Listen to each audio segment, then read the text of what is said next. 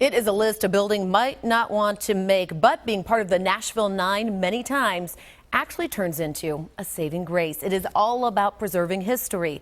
And this year, the 9 is getting a lot of attention. News Channel 5's Chris Cannon is live tonight on Church Street, and there are truly some high-profile properties on that list this year.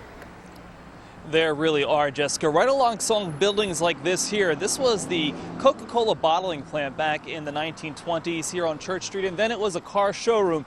You can see the architectural detail in this building from that era, and that's the reason it landed on the Nashville 9.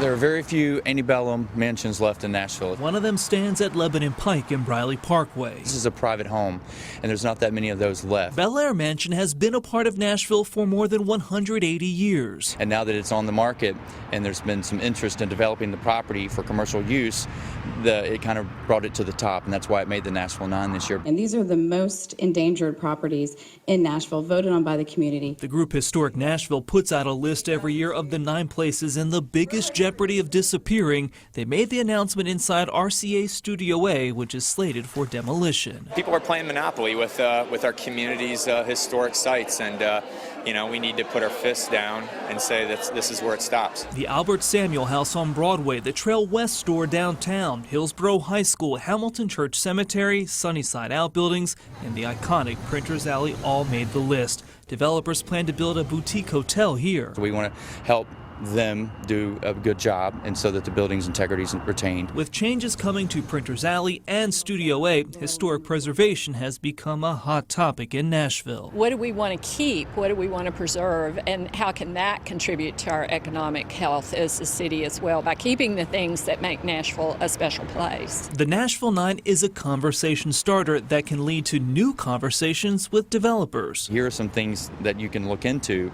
to help you find a way to make this project work, save the house, develop the property, and come out with a win-win situation. So Nashville's history can be around for years to come.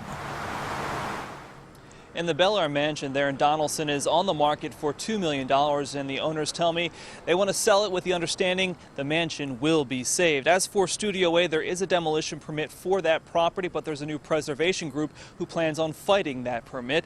Also, this building right here, well, it is ripe for preservation and for development in a very popular part of Nashville.